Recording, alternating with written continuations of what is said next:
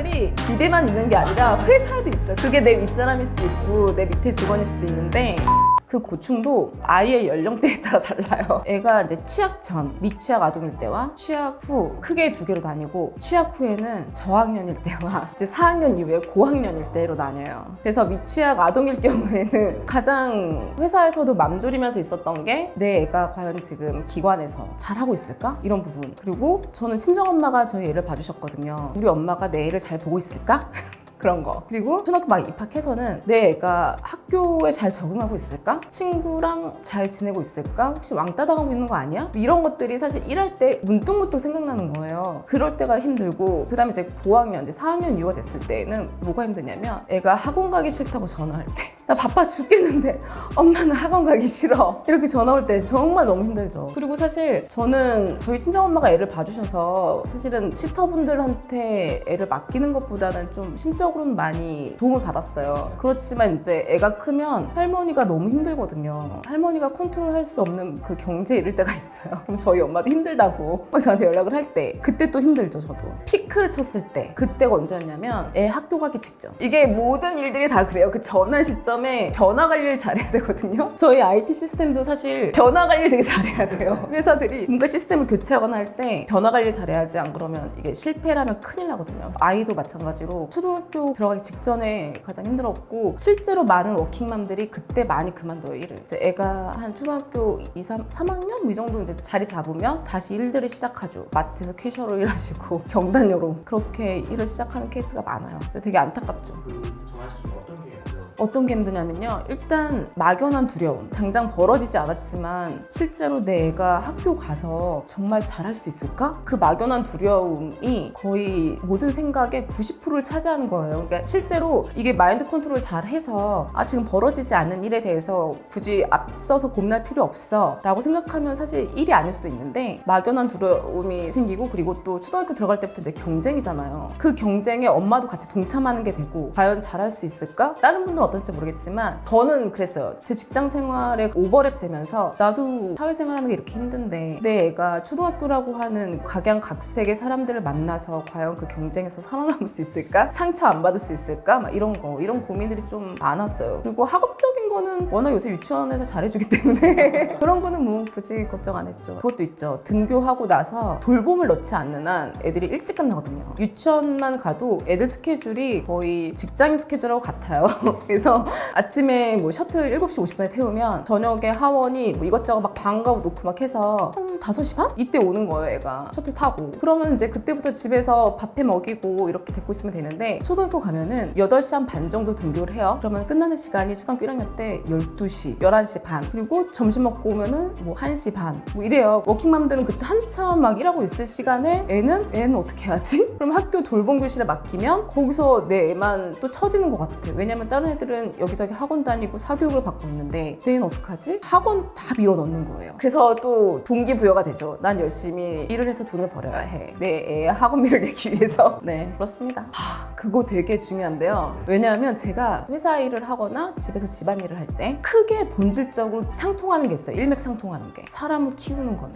근데 정말 아무것도 모르는 천둥 벌거숭이 같은 애를 키우는 것과 집에 있는 애를 키우는 것과 정말 머릿속에 든 거 많고 정말 본인의 색깔이 명확한 직원을 키우는 것과 비슷할 때가 너무 많거든요. 그래서 저는 육아서를 보면서도 이런 내용이 조직에서 우리 직원을 제가 사실 성장시키는 건 아니고 그들과 같이 얘기를 하면서 그들을 올바른 방향으로 이끌 때 내가 가져야 될 마인드가 이런 올바른 엄마의 마인드여야 되겠구나 라는 게 약간 공통점이 좀 있어서 저는 힘들 때마다 육아서를 봤던 것 같아요.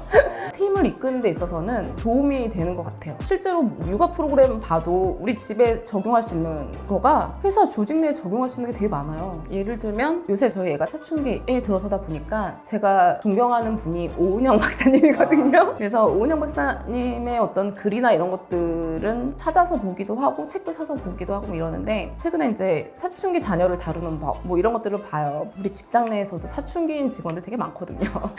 엄마 말 잘 안 듣고 본인의 마음을 닫고 말하지 않고 삐뚤어지고 있는 그 친구들을 이제 이렇게 제자리에 갖다 놔야 되고 전 집에서 이제 제 애를 제자리에 갖다 놔야 되고 그런 부분에 있어서 그들만의 잘못이 아니고 내 자기 반성 먼저 가야 되거든요. 대부분 보면은 전문적인 분들 하는 말씀의 가장 기저에는 아이의 잘못된 행동은 그 아이가 문제가 아니라 아이를 양육하는 부모의 문제가 1차적으로 있고, 그래서 부모가 아이를 양육할 때에 명확한 기준과 일관성 있는 태도와 확고한 어떤 자기 생각을 갖고 아이를 리딩하지 않으면 그 아이가 엄마에 대한 신뢰가 없으니까 그 아이도 이제 힘들어지는 거거든요. 마찬가지로 조직도 그런 것 같아요. 팀원들도 제가 우유부단하게 이러쿵저러쿵 막 휘둘리고 힘든 거 내색하고, 사실 아이들도 그렇거든요. 그러면 아이들 바로 딱 알아서 이렇게 반항을 하거나 아니면 저항을 할 때는 엄마가 날 미워하는 것 같아라는 생각, 그런 것들이 조직 내에서는 아, 저 팀장님이 나를 좀 꺼리는 것 같아 라고 하는 것처럼 비슷한 것 같아요. 사고의 어떤 방식이. 그런 것들에서 이제 저는 자기 반성에 대한 부분은 정말 동일하다라고 보고 있고, 그게 선행돼서 내가 내 애를 이끌듯이 팀원들도 이끌어야 그게 진짜 건강한 가정, 건강한 조직, 그렇게 되는 것 같다는 생각이 들더라고요. 그 문제아들이 집에만 있는 게 아니라 회사에도 있어요. 그 문제아들은. 그게 내 윗사람일 수 있고 내 밑에 직원일 수도 있는데, 그러면 이제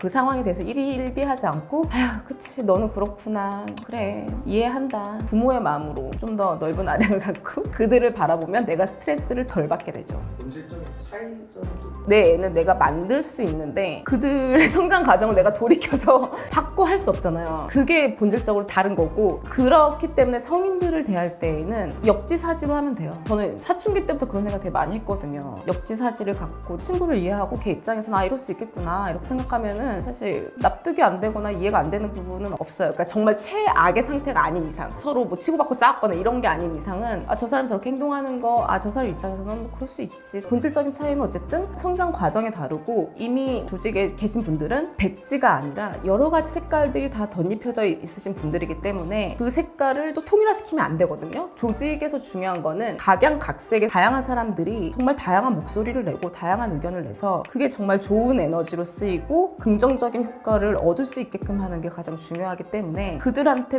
난 이렇게 생각하니까 너희들 나한테 맞춰 이러면 절대 안 되는데, 사실 간혹 그런 분들이 계세요. 이분들 중에. 우리는 그런 분들 싫어하죠. 제가 사실 되게 많은 역할을 맡고 있어요. 삶에서. 누군가의 엄마이기 전에 사실 그냥 여자이고, 본질적으로 여자이고, 누군가의 아내가 됐고, 누군가의 딸이기도 하고, 며느리, 엄마, 회사에서 조직원, 팀장, 무수히 많은 관계에 얽혀있는데, 그 중에서 제가 지금 가장 많이 할애를 하고 있는 부분이 회사의 조직원인 것 같아요. 우리 아이가 들으면 약간 좀 아이한테 미안할 수는 있는데, 그리고 남편한테 미안할 수도 있는데, 사실 그 회사 일을 하면서 느끼는 성취감도 상당하기 때문에 사람이 살면서 수동적으로만 살 수는 없잖아요. 그렇다고 능동적으로 산다라고 치면, 내가 누군가의 엄마로만 산다라고 하면 되게 극성스러운 엄마가 될 수도 있는 거고 되게 극성스러운 누군가의 와이프가 될 수도 있는 거고, 저는 그건 좀 아닌 것 같고 그냥 내 일에 있어서 극성맞은 직원이 되는 게 낫지 않을까?